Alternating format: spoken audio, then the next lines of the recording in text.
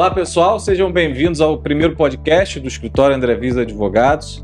E hoje a gente decidiu, obviamente, iniciar os nossos trabalhos aqui, fazer um pouco da exposição, da apresentação e dos trabalhos que nós executamos aqui. E especialmente hoje a gente vai tratar do tema relativo aos servidores públicos, né? E quem está aqui com a gente é o nosso querido sócio fundador do escritório, doutor André Viz, André Andrade Viz, advogado experiente já nas causas de servidores públicos, foi advogado dos sindicatos dos trabalhadores do UFRJ durante muitos anos, sindicato da Universidade Federal de Juiz de Fora, sindicato, advogado também de várias empresas e é bem conhecido nesse meio. Quem está também é o doutor Gustavo Amorim, advogado, especialista aqui em direito administrativo, é o grande cara que cuida das causas de direito administrativo aqui do escritório, tem um grande acervo aqui que está sob sua responsabilidade. E meu nome é Diogo Pereira, eu sou advogado, sou sócio do doutor André Viz há mais de 20 anos, né, doutor André? E estou fazendo aqui essa mediação, né? O importante aqui é trazer o conteúdo. Doutor André vai conseguir trazer aqui uma produção de qualidade. E espero que vocês gostem. Bom, André, vamos lá. Essa nossa primeira conversa aqui, vamos falar um pouco sobre servidores públicos no geral, a questão dos servidores em relação ao judiciário, as expectativas que os servidores têm com relação a direitos, a possibilidades, reajustes, não só servidores, mas seus sucessores, seus filhos, né, os seus herdeiros, pensionistas. Se você quer fazer uma primeiro apanhado geral e depois a gente entra aqui no tema dos 28%. Bom, é um prazer enorme ter essa oportunidade de a gente estar conversando aqui, ter essa exposição para você, ouvinte, cliente, amigo, enfim, todo aquele que tiver interesse nessa matéria relacionada a servidor público. Eu já tive a oportunidade de estar advogando para servidores públicos há mais de 35 anos. Tá? E uma das grandes questões, né, que envolve o serviço público é a remuneração. A remuneração é sempre o grande fator de preocupação dos servidores públicos, aposentados, pensionistas. Sabe-se que os aumentos que são dados aos servidores públicos necessariamente são aqueles que o governo define.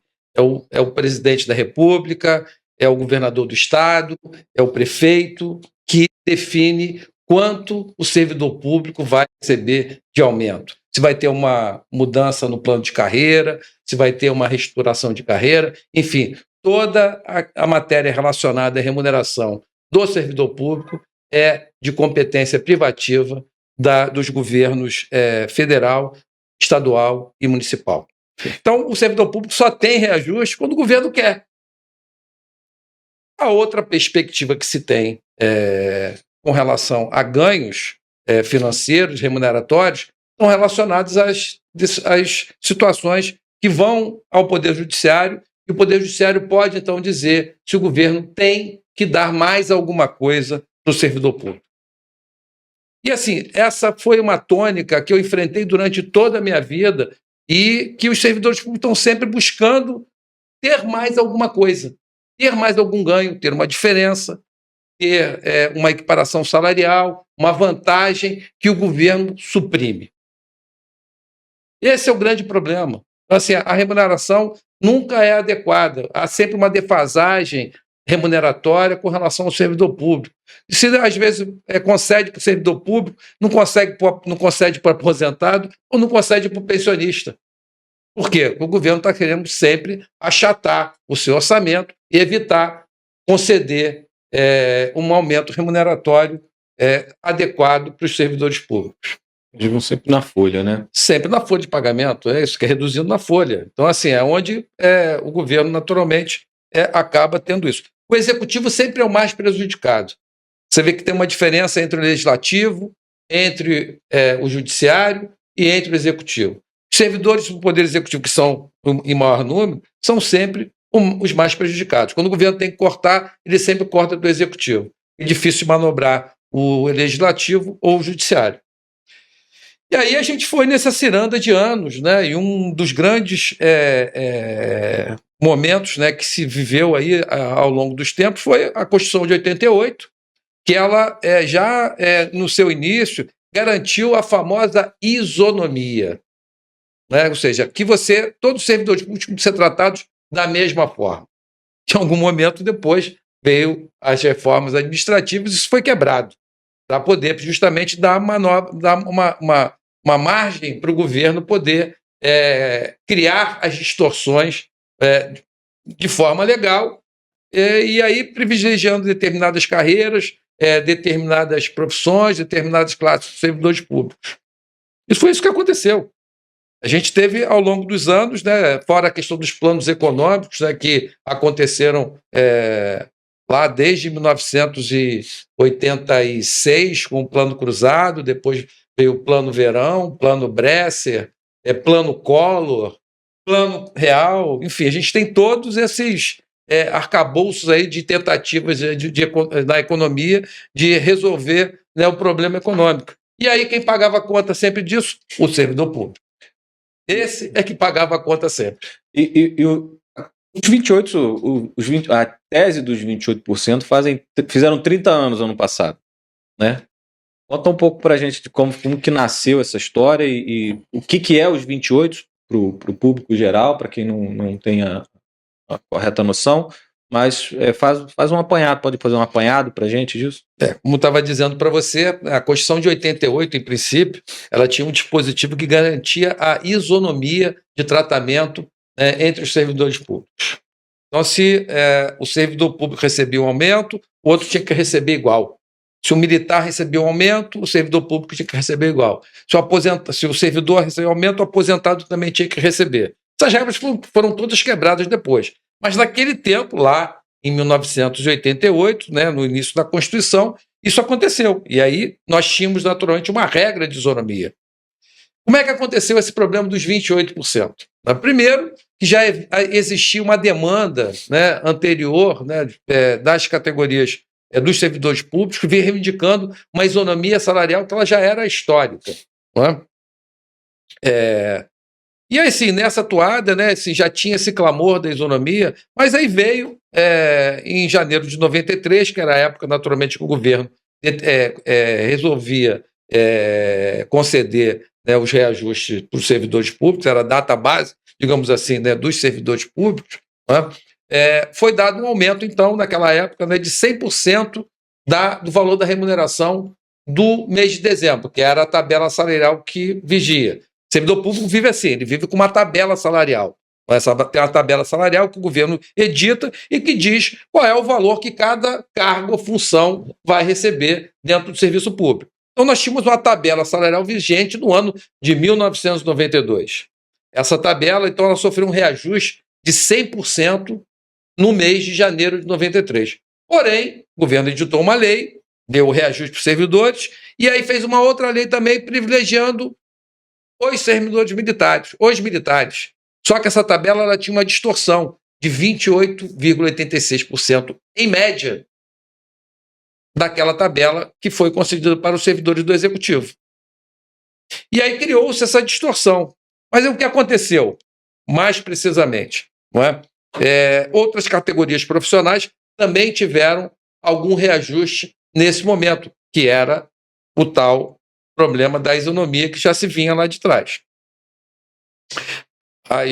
Os sindicatos de servidores públicos, os advogados, né, de servidores públicos se movimentaram e vendo naturalmente, né, que existia essa disparidade de reajuste, ingressaram com várias ações judiciais ou ações coletivas ou ações individuais que acabaram por chegar ao Supremo Tribunal Federal. Essa discussão demorou alguns anos e em 1997, mais precisamente em fevereiro de 1987, o Supremo Tribunal Federal reconheceu que os servidores públicos tinham direito a receber o reajuste integral, que era de 28,86%. E assim o Supremo decidiu. Porém, o que mais aconteceu? A Advocacia Geral da União, muito habilidosa na época, o chefe da Casa Civil era o atual ministro Gilmar Mendes, né? Verificando que existia também naquela lei, que se considerava, né, quebra isonômica, concedido também para outras 20 categorias profissionais reajuste, foi ao Supremo também, olha, esses reajustes aqui, eles têm que também ter que ser considerados para abater, para que a conta do governo não fosse maior. E assim definiu-se depois, em 98, no julgamento, que aqueles servidores públicos tinham direito ao recebimento daqueles reajustes, porém, aquelas categorias que receberam algum reajuste deveriam ter esses reajustes considerados para fins de abatimento. E assim, então, se consolidou a decisão do Supremo Tribunal Federal.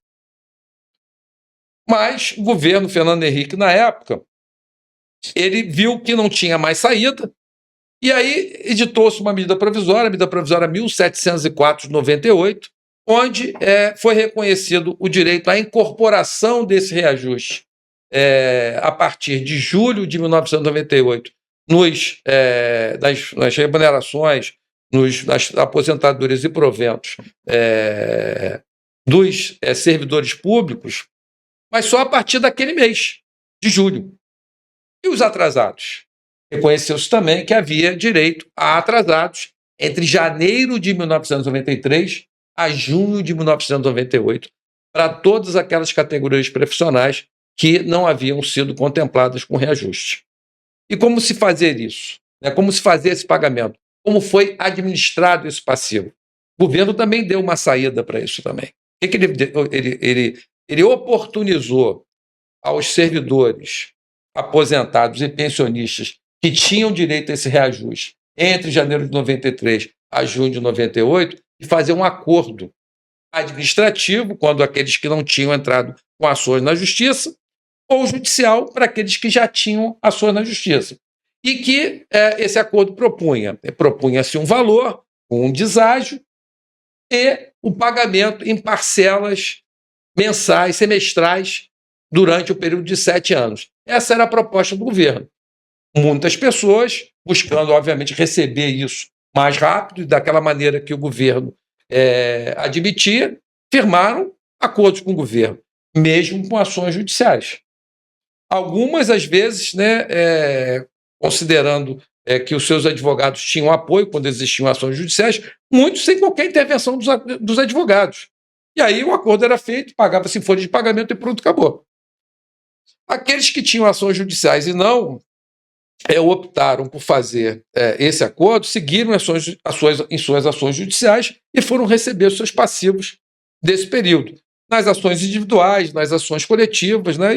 E esse assunto se proliferou por anos. Posteriormente, ainda, em função dessa própria medida provisória que o governo editou, reconhecendo o direito, estendeu-se ainda um período de prescrição, porque houve entendimento que, a partir desse reconhecimento do direito, refluía o prazo prescricional.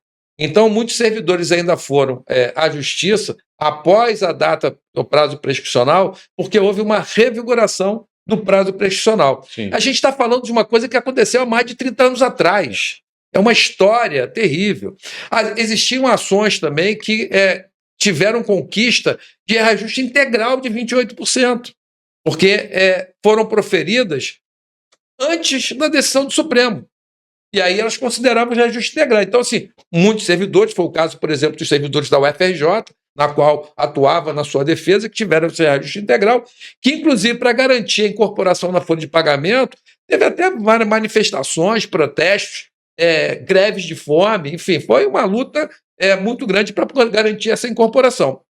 Mas os anos, naturalmente, se passaram e se consolidou o entendimento de que o reajuste acontecia, na forma que o Supremo definiu.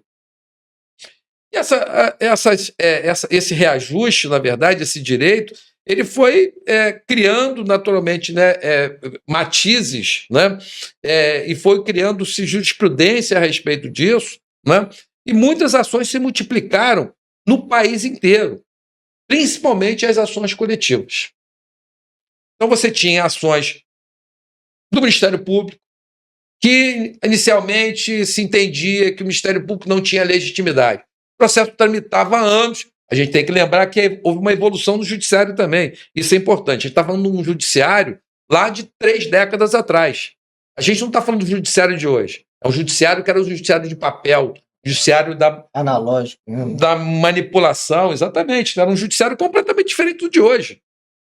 Né? Você tinha acompanhamento em ficha de papel, você tinha que ir na vara para poder consultar os autos físicos, e a gente está falando de processo coletivo, por exemplo, o processo de um servidor público que você teria que, para poder fazer conta, ou poder apresentar documentos, juntar centenas de páginas de papel, centenas de folhas. Então, cada processo desse era enorme. Quando se fala de um processo coletivo, uma ação de sindicato, uma ação de Ministério Público, com listagem de servidores aposentados e pensionistas, ou documentos de cada um, era um processo com volumes e mais volumes. Você ia na vara e você via aquelas pilhas, caixas, prateleiras cheias de processos judiciais. Hoje não, você vai nas varas, hoje nas secretarias das varas, ou nos cartórios das varas, você vê os cartórios com mesas limpas, não é? Você vai nos tribunais superiores igualzinho. É tudo vazio, porque hoje é tudo no computador. Antigamente não era. Mas, enfim, então esses processos, principalmente talvez em lugares mais menos prestigiados assim, do Poder Judiciário, quando demorou-se mais chegar à virtualização, ao processo eletrônico, esses processos demoravam antes. Processos, tribunais que estavam sobrecarregados. A gente teve um processo aqui que ficou 15 anos num tribunal para julgar um recurso de apelação. Então, assim, o que aconteceu ao longo os processos demoraram a acontecer, né? E aí a gente chegou às questões, naturalmente, né, das ações antigas, e hoje a gente está falando de um processo cujo direito se originou há 30 anos atrás. E aí você pensa, como é que é possível, 30 anos depois, você ainda entrar na justiça para poder receber um direito desse? Isso que eu ia te perguntar, porque é recorrente aqui, né? Nós temos vários clientes aqui que são clientes do escritório, que ligam para a gente e sempre recebem mensagens sobre, olha, servidor tem um reajuste do o percentual tal, o percentual X, percentual Z, né? Na época nós tivemos vários índices, né? 26, 28, 26,5, 26,06, 3,17, Corpo de Abril e Maio de 88, que era um índice um pouco diferente. E há sempre uma preocupação sobre esses anúncios, né? Então, as pessoas ligam preocupadas para saber, obviamente, se existe aquilo ali uma fonte, ou é apenas uma forma de captar clientela, ou enfim, em alguns casos, né, piores aí, o fomento de demandas que estão fadadas ao fracasso, né? Mas nesse caso, nós temos falado ultimamente sobre uma ação, né, sobre uma decisão, que traz a possibilidade, né, dos servidores, dos beneficiários, né, e aí beneficiários não é só servidores ativos, servidores ativos, que são poucos, né, porque como a gente está falando de um índice de 30 anos atrás, né, quem já estava no serviço público provavelmente já está aposentado, né, vamos considerar esse contexto. A gente está falando de pessoas aposentadas, pensionistas, herdeiros, né, de servidores falecidos. Ou aposentados e pensionistas também. Ou aposentados exatamente, pensionistas de aposentados, né? Ainda tem isso, né? Tem a exatamente.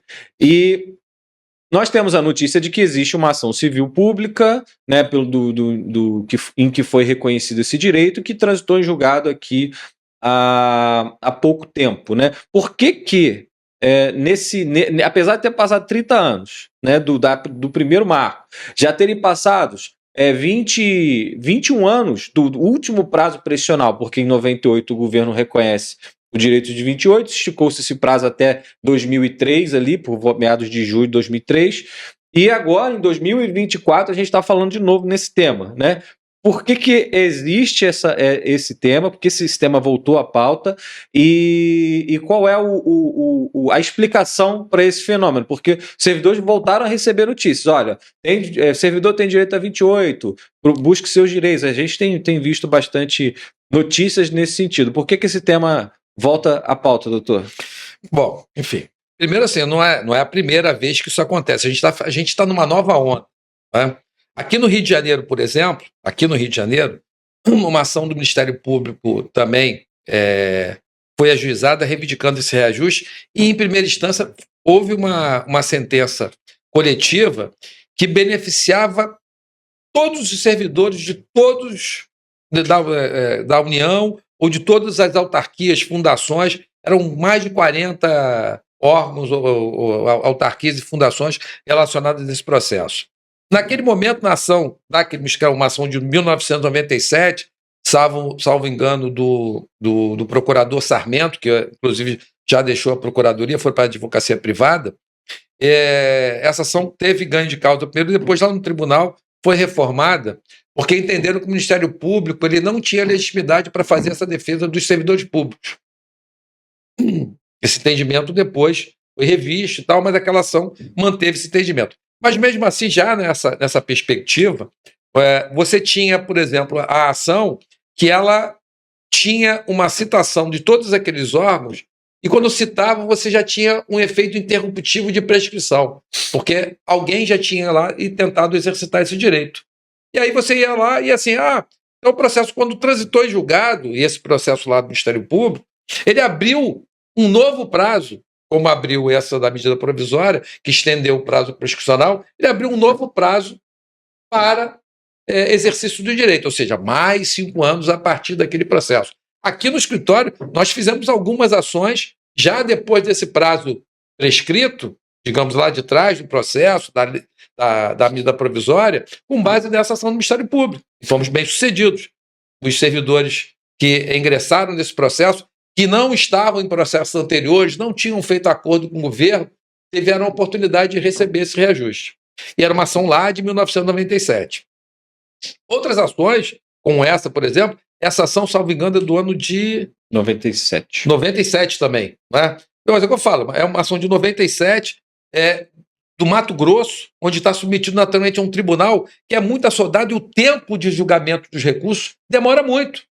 Ficar 10 anos com processo no tribunal para jogar um recurso naquela instância, que depois ainda eles recorrem, vão para outra instância, vai para o STJ, Supremo Tribunal Federal, e o processo se estica. Nesse caso, esse processo de 97, que reconheceu para o ganho de causa para os servidores públicos, aposentados e pensionistas vinculados à União Federal, né, e aqueles outros autarquias que estão relacionados, acho que é FUNASA, IBGE, INSS, deixa eu ver o que INSS, DENIT, Universidade do Mato Grosso do Sul, IBAMA, INCRA e INCRA. Isso. E a União Federal, né? Pois é, então, assim, fora o pessoal da Universidade do Mato Grosso do Sul, que deve estar muito localizado naturalmente lá naquela região, né? Mas os outros órgãos têm servidores públicos ou aposentados ou pensionistas desses órgãos em todo o país. Essa ação ela não tem um vínculo territorial. E aí você me pergunta, por que essa ação agora, né, ela pode ser ainda executada e a gente está nesse prazo ainda de exercício de direito? Bom, primeiro, quero explicar uma coisa. Bom, o direito já foi reconhecido. Sim. Tá? Então, quando você tem um processo coletivo, uma ação coletiva, o Ministério Público, do sindicato, ele tem um efeito de pulverizar o seu resultado para todo aquele conjunto de beneficiários que estão sob aquele guarda-chuva. Então, essa sentença, por exemplo, é uma sentença coletiva, numa ação do Ministério Público, onde a Justiça reconheceu o direito ao reajuste de 28,86%, observada naturalmente essas compensações que foram definidas pelo próprio Supremo Tribunal Federal e depois que foram encampadas pelo governo na medida provisória 1704 e todas as suas reedições posteriores, né, e que permitiram, inclusive, um elastecimento desse prazo de adesão para esses acordos administrativos, que quitaram o passivo com aqueles que transacionaram com o governo. Né? Mas, ela, como essa decisão ela foi proferida lá atrás, mas o resultado final dela só se consumou um reconhecimento do direito e a decisão final, com o resultado final, em 2 de agosto de 2019, né? Em 2 de agosto de 2019, reabriu-se um prazo para que as pessoas fossem à justiça para discutir. Primeiro, se tem direito a esse reajuste dentro do seu ponto de vista da legitimidade. O que é isso? Isso, essa pergunta que eu ia te fazer. Quem é que tem direito? Quem é que tem direito? Isso. Que é a legitimidade. Então, a primeira coisa é assim, eu sou filho de um servidor público que trabalhou para a União Federal entre janeiro de 93 a junho de 98. Eu fui lá, meu pai já falecido, lamentavelmente. Faleceu em 1999. E ele não fez acordo com o governo. Eu fui lá no órgão, vi as fichas financeiras dele, ele não fez acordo com o governo. Eu era pensionista dele, era menor de idade, era pensionista dele, e também não recebia esse reajuste. Bom,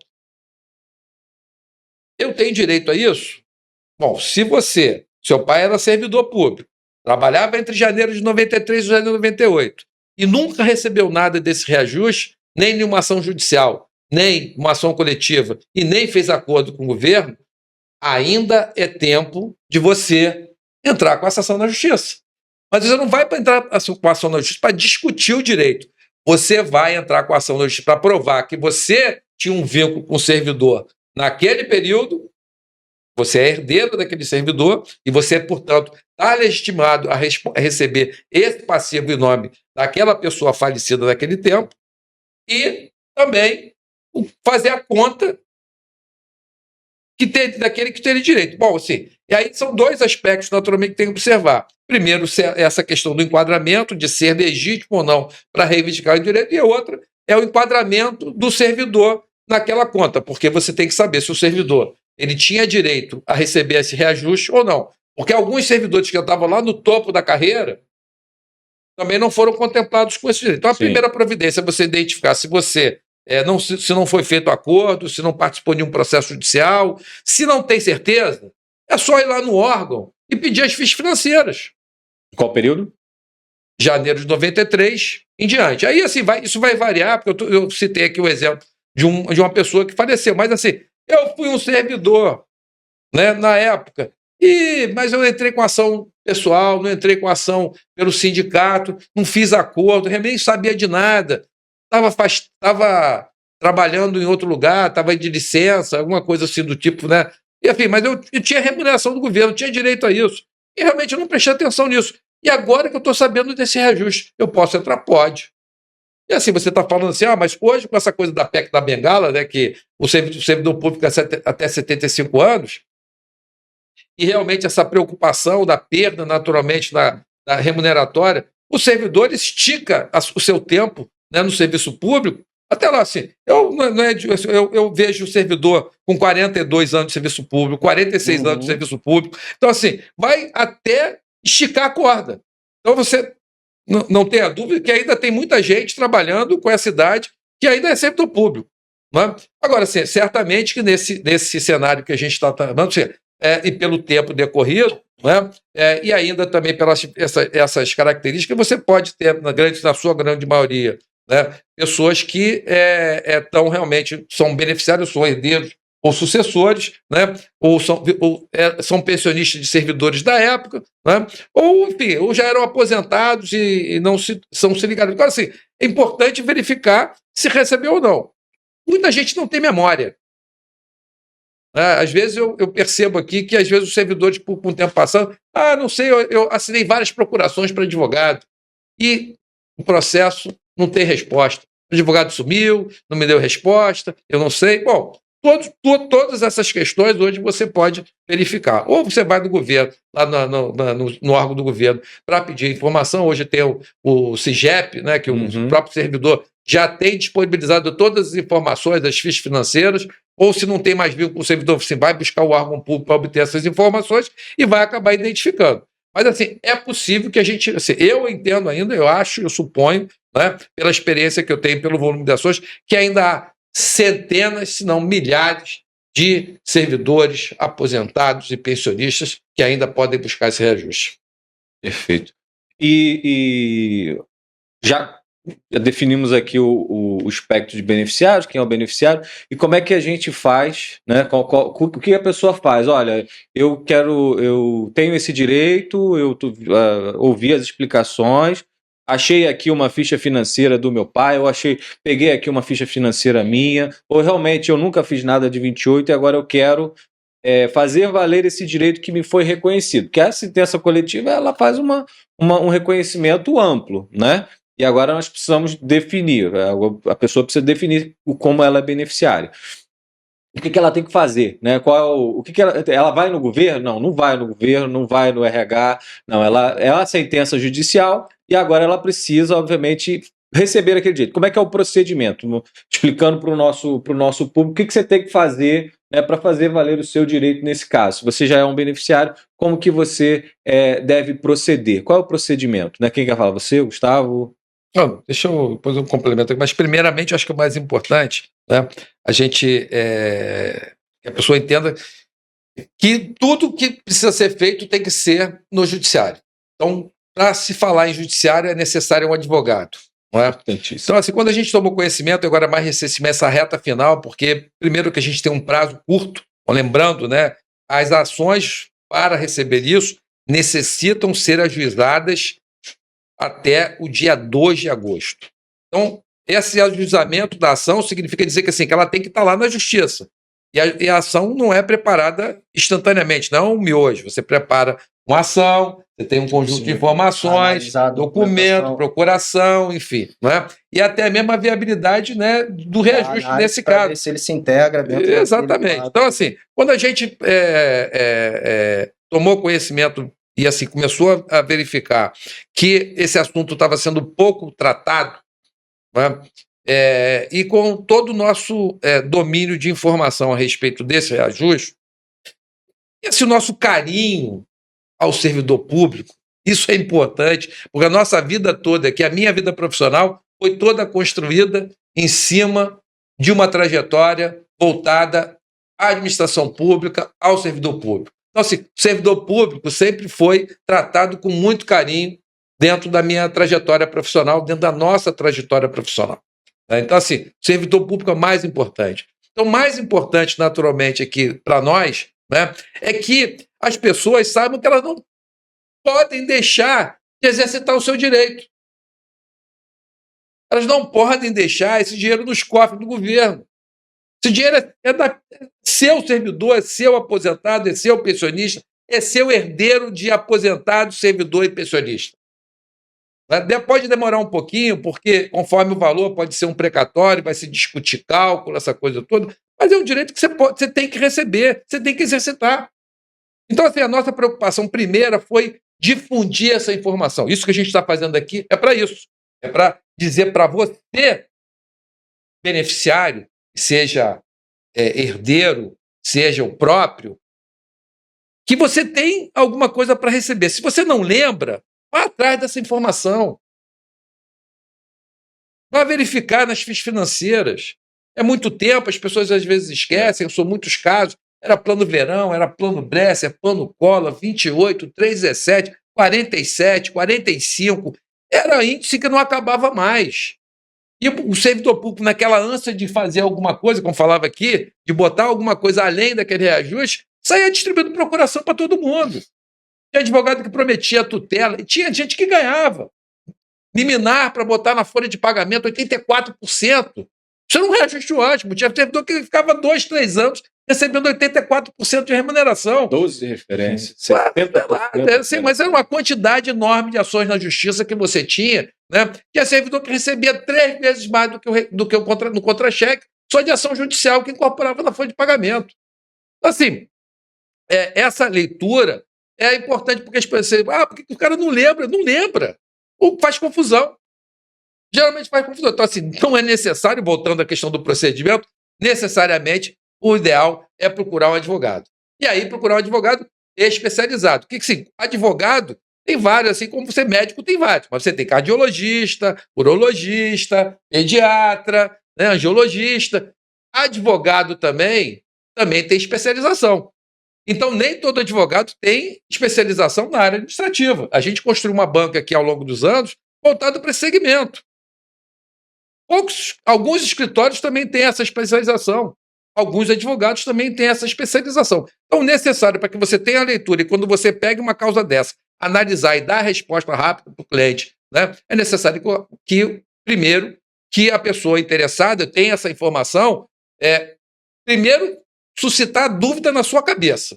Se não tem certeza de que recebeu, constituiu advogado, recebeu um precatório, um RPV com esse direito, primeira coisa a fazer é botar a dúvida na sua cabeça e não perder de vista que tem o dia 2 de agosto como data final de ajuizamento. Então tem que fazer alguma coisa antes disso.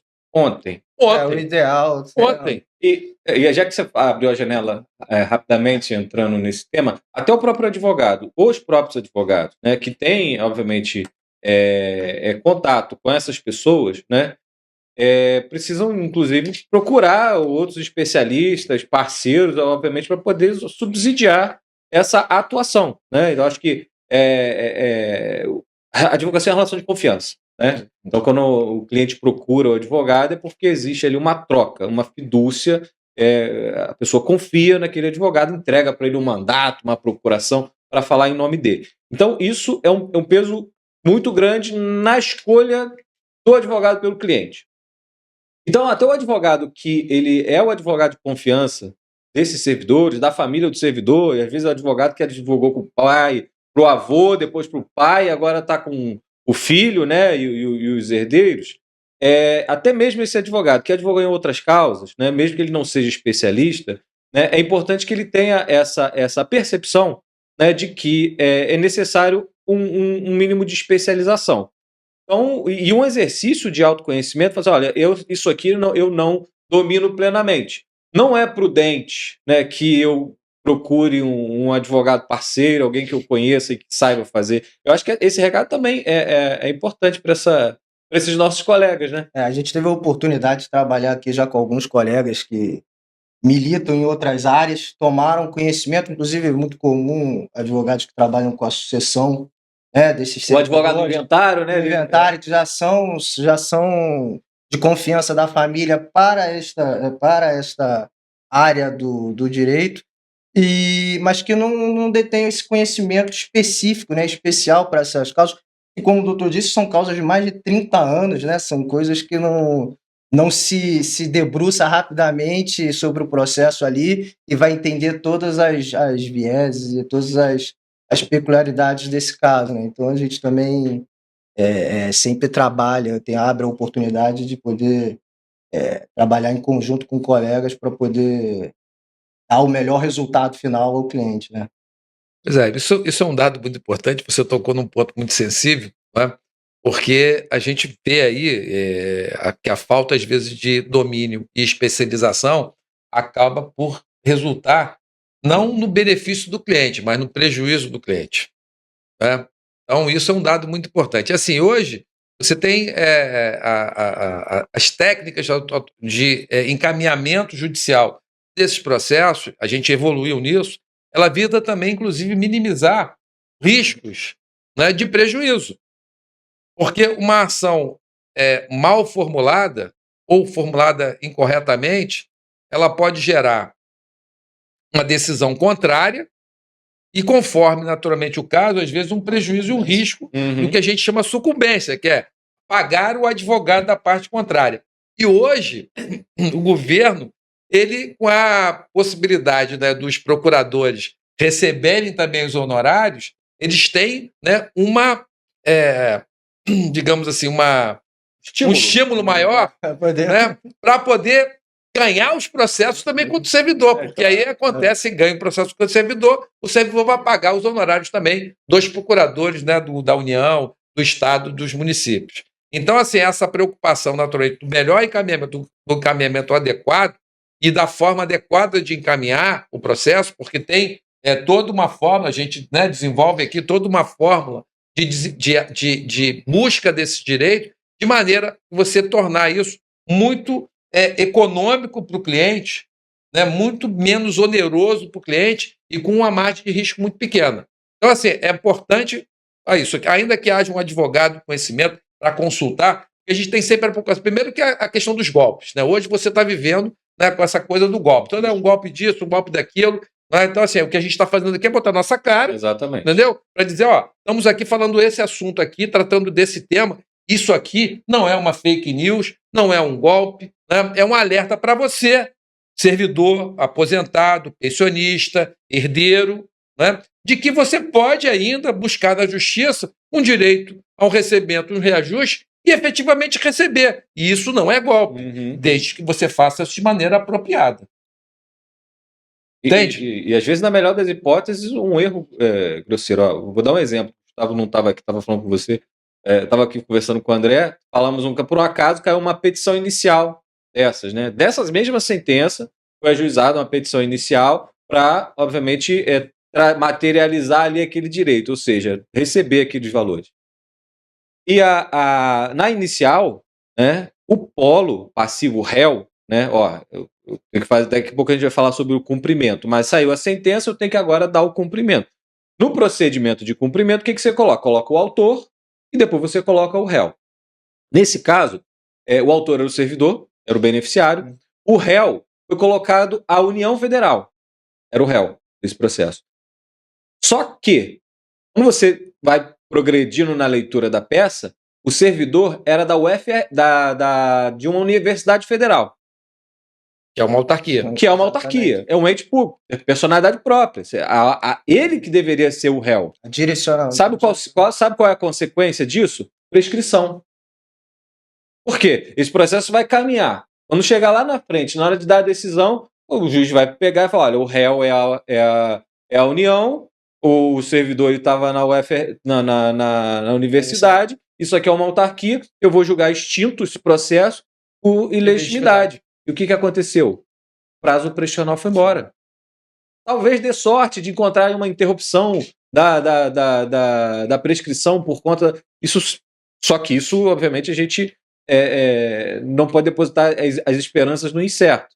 Então, esse é um mínimo detalhe, a troca de nomes, a falta de cuidado nos detalhes, né? A gente sempre fala aqui no escritório, detalhe para o advogado importa muito, né? Então, assim, às vezes a vírgula fora do lugar muda a construção de uma tese.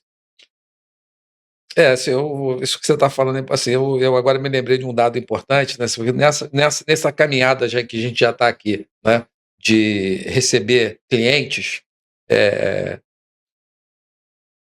desse caso, que são beneficiários disso, assim, essa semana eu tive 2 casos assim, realmente, né, diferenciados para alertar que as pessoas, às vezes... Eu tenho um caso de um cliente que foi demitido no ano de 2006 e hoje briga na justiça por reintegração. Mas ele trabalhava para a União entre 93 e 98. E displicentemente também, por algum motivo, não entrou com essa ação na justiça. Não tem mais vínculo com o governo, porque está afastado, ainda está com um processo de reintegração, mas tem direito a esse reajuste, independentemente. Foi dispensado em 2006, mas ainda tem direito.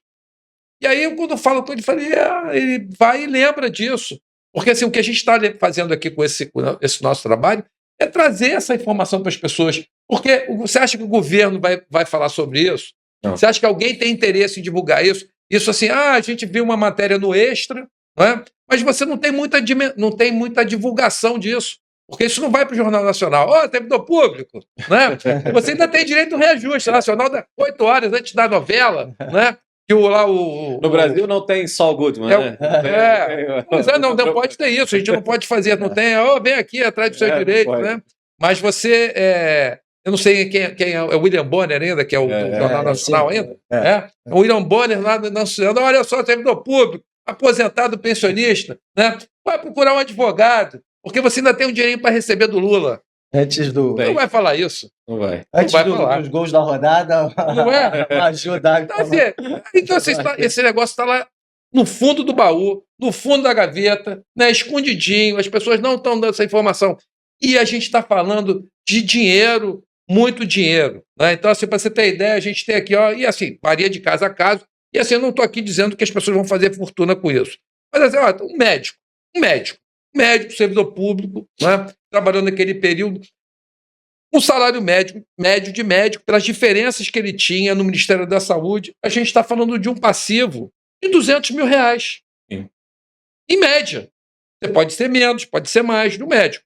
Você tem outras classes de uma remuneração menor, o valor pode ser menor, mas os processos acabam tendo essa dimensão.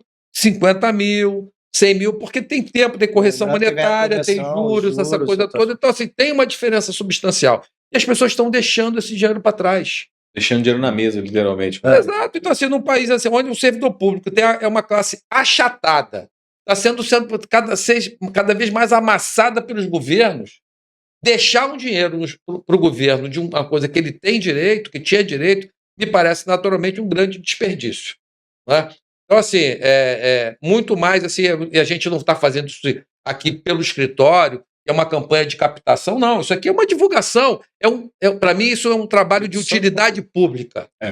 Para mim, eu penso nisso aqui de uma forma de utilidade pública. Aliás, o nosso papel na sociedade, nosso papel constitucional, nosso munus público, é de servir a sociedade. Então, o que a gente está fazendo aqui, colocando naturalmente essas informações na rua, fazendo esse trabalho de divulgação, né, é fazendo um trabalho de utilidade pública para aqueles, naturalmente, que ainda podem ser beneficiados por esse direito.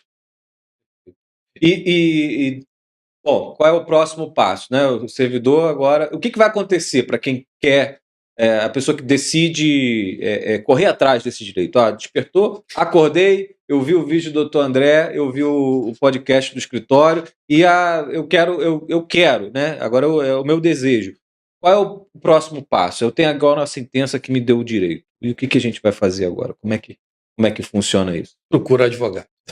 Tem que procurar um advogado. Não tem jeito, tá? Vai atrás dos seus contratos. Você quer até curiosidade para saber, se não lembra, eu volto a dizer assim, primeira coisa é a questão da dúvida. Cara, tem uma notícia importante, tem um reajuste aí que tem uma sentença judicial que ainda pode ser executada. Puxa, aí eu vou lembrar de que eu tenho direito. Então, eu me esqueço, as pessoas esquecem. O segundo exemplo que eu agora me lembrei, lá, de um outro caso, eu falei o primeiro, esqueci de falar o segundo, e esse foi mais interessante ainda. Né? Eu estava com um cliente aqui, tratando de um outro assunto, e de repente me apareceu um contra-cheque do cliente. O cliente ele tinha uma pensão privada e tinha uma pensão militar, e o marido, que na época que você podia acumular, tinha um cargo civil. Onde era esse cargo civil? Na Fundação Roquete Pinto. A Fundação Roquete Pinto está naquela ação? Não está. Só que a Fundação Roquete Pinto foi extinta em janeiro de 1998. Quem que assumiu os servidores da Roquete Pinto? União Federal. Olha aí. Aí eu falei para ela, tá vendo? A senhora é uma beneficiária desse direito. E o marido dela morreu em 99. E não fez, estava doente em 98. Eu falei, doutor André, E tinha um cargo lá na Fundação Roquete Pinto, que hoje é a União Federal. Então ela é uma beneficiária disso, que já está aí dentro do nosso hall de clientes para poder mover essa ação. E como ela, muitas outras pessoas. E foi por acaso, porque ela não estava nem nesse hall, porque o marido dela era um militar e tinha essa segunda matrícula. E como tantos outros que a gente tem aqui no escritório, naturalmente, que está nessa situação. Então, essa é a primeira coisa. Procurar um advogado. Se não tem memória, vá lá no CIGEP, vá pedir as fichas financeiras no órgão, se assunte com alguém conhecido, porque muitas pessoas realmente, como você falou, pelo tempo, né, a gente pode estar lidando com pessoas que são pensionistas e assim não tem uma proximidade com o vínculo do servidor com o órgão. Meu marido falecido era servidor do governo. Minha tia era servidora pública, era auditora fiscal, né? E muitas pessoas faleceu, não deixou herdeiro. Eu sou um herdeiro por representação, eu sou um herdeiro, né? Como é, André? Um herdeiro colateral, né? Cabeça, né? Não, porque assim, sobrinho, né, de uma pessoa que tinha um vínculo com o governo. Né? Então, assim, aí não deixou herdeiro. Ele não é o sucessor direto, mas na cadeia sucessória. Exatamente, na cadeia sucessória. Então, assim, é o que você faz no teu dia a dia. Né? Se você pensar em uns exemplos que você traz aí, quantos herdeiros, né, a gente hoje tem trabalhado aqui no escritório? Né? E a gente, assim, tinha processos coletivos com milhares de pessoas, né, tramitou durante os anos, as pessoas foram falecendo. Não chegaram a receber os valores na justiça. E o que hoje a gente faz aqui no escritório é receber, né, herdeiros, sucessores. Né? Às vezes exatamente isso. Minha tia era funcionária, eu não deixou nada, mas deixou aqui esse processo, né, e vem aqui, vai se habilitar e vai receber o seu direito. Não é exatamente, isso? E, Gustavo, eu queria te perguntar uma coisa. Já que a gente está falando de expectativas, né? Quanto tempo você acredita, pela tua experiência, pelo que você tem visto lá, quanto tempo você acredita que hoje não vamos considerar hoje, né? A gente sabe que teve um momento de muito volume dessas ações e tal, uma acomodação da jurisprudência, os juízes ainda cada um tinha um entendimento. Hoje, qual o tempo médio de tramitação de uma ação dessa? Então, a gente hoje, né, tem, tirando todo o prazo anterior, que é essa questão da gente fazer essa identificação, e eu acho que, de novo, é importante a gente frisar isso, que é necessário que a gente tenha essa filtragem exatamente para poder ingressar com a ação já com, pelo menos, uma boa margem, uma boa análise de que aquela pessoa, efetivamente, ela tem a possibilidade de um êxito futuro nessas ações, né? Então, assim, tirando esse período, que aí vai depender muito do tempo que a pessoa vai levar para conseguir essa documentação, do tempo que ela dá, de quais as documentações que ela tem. Por exemplo, em casos de sucessores, a gente precisa de uma série de documentos dessa questão sucessória, de inventário, se teve, se não teve, para que a gente possa analisar. Mas, assim, com tudo isso, partindo de um momento que a gente já está com tudo isso consolidado e a gente iniciando essa fase que a gente chama de fase de cumprimento, né, que a gente vai dar início ao cumprimento daquilo que ficou reconhecido nessa decisão coletiva mais abrangente. Lembrando que a gente está tratando com a União, que a União ela tem uma série de privilégios. O maior escritório do mundo, né? Uma série de privilégios e tal.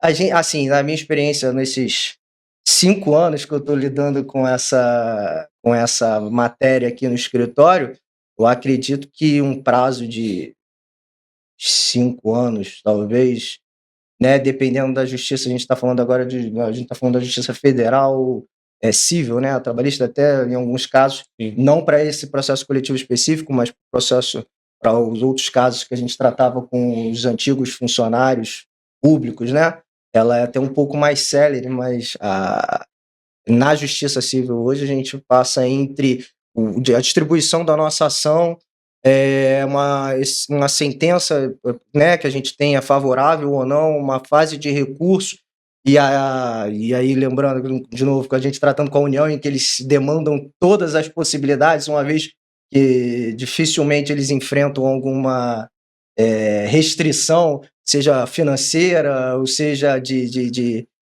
capacidade, né, para poder dar sequência a essa demanda. Eu acredito que uns 5, 6 anos até a gente efetivamente estar com uma expedição aí.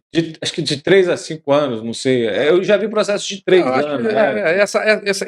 Essa seu conservadorismo, naturalmente, nessa previsão, né, ela é recebida. Mas assim, porque assim, hoje, primeiro que assim, acho que o Diogo tocou num ponto muito importante, que é a questão da justiça de hoje. Pois é. Né? A gente tem uma justiça de hoje. Né?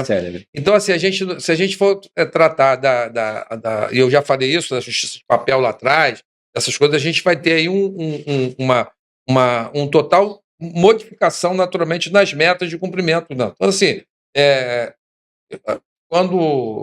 por ter a oportunidade de ter vivenciado mais por perto, aí, mais dentro a Justiça Federal, através das minhas incursões como presidente da Comissão da Justiça Federal lá da OAB, né, e como corregedor da OAB também, a gente teve um acesso, né, a um trabalho interno da Justiça Federal muito voltado para essa questão da celeridade.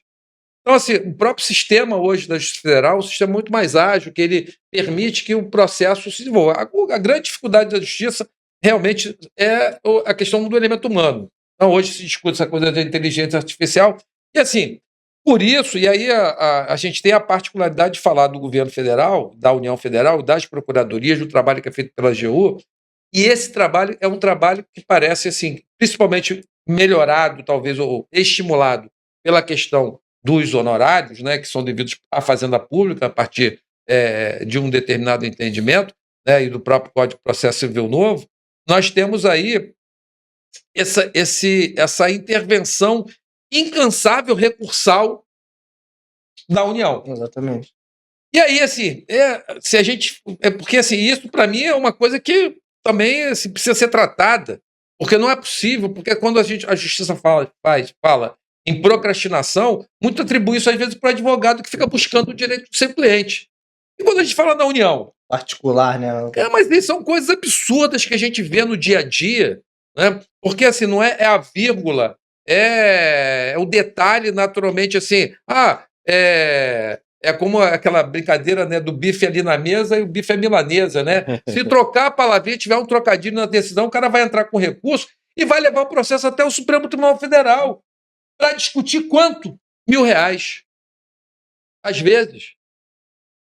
Então, a gente está aqui vendo isso. Sim, Quantos sim. casos você vê para discutir R$1.000? A gente estava hoje a gente ficou aqui analisando 2 casos, né? Em que a gente está vendo aqui, assim, os caras estão brigando, a gente desistiu aqui, R$200. E a briga deles fazendo recurso extraordinário por R$200.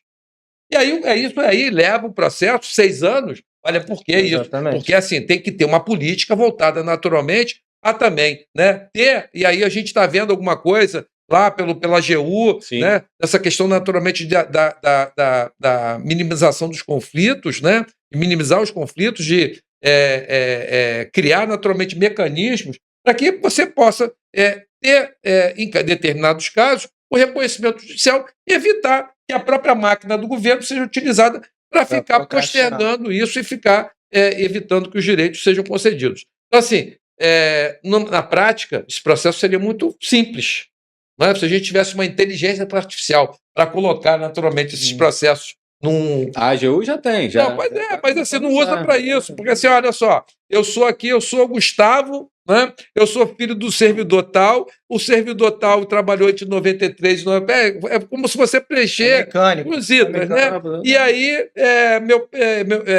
o servidor exercia o cargo tal, ele estava na classe tal, nível tal, ele tem direito à diferença de 14%, a remuneração dele do período era tanta, bota tudo na tabela, faz a conta, quando você tem direito, tá, opa, aperto aqui o play, sai aqui um boletinho, aqui, ó, você tem direito a tanto e pode receber através do seu RPV precatório. Aí tem uma diferença, só para complementar, né, essa coisa do tempo, porque aí a gente tem 2 circunstâncias, naturalmente, uma circunstância que faz uma alteração de tempo de recebimento. Sim. Resolvido o processo, definido, eu tenho direito a receber R$70.000. R$70.000 é um valor que está abaixo de 60 salários mínimos. Esses R$70.000 ele vai receber Imediato. em até 60 dias. A partir do momento que o tribunal, o judiciário manda lá para o tribunal o comando de pagamento.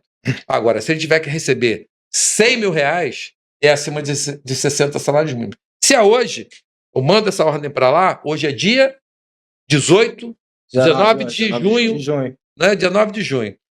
Se eu mandar hoje isso para lá, isso só vai entrar agora na ordem de pagamento por exercício de 2026. Então, assim, o que entrar agora até o dia 2 de abril do ano que vem, entra para pagamento em 2026.